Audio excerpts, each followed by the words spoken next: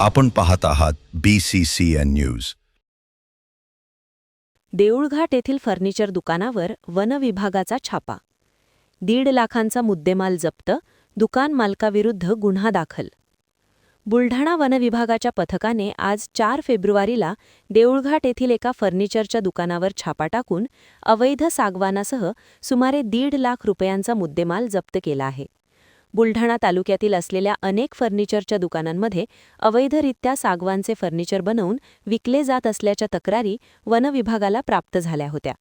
दरम्यान मिळालेल्या गुप्त माहितीच्या आधारे वन विभागाच्या पथकाने बुलढाणा शहरानजीकच्या देऊळघाट येथील रमेश बोराळे यांच्या फर्निचरच्या दुकानावर छापा मारला असता त्या ठिकाणी विनापरवानगीने कापलेले गोल व चौरस सागवान लाकडं आढळल्याने वन विभागाच्या पथकाने सदर लाकडांसह एक रंधा मशीन असा सुमारे 1.5 लाख रुपयांचा मुद्देमाल जप्त करत फर्निचर दुकान मालक रमेश बोराळे यांच्याविरुद्ध वन कायद्यान्वये गुन्हा दाखल करण्यात आला आहे.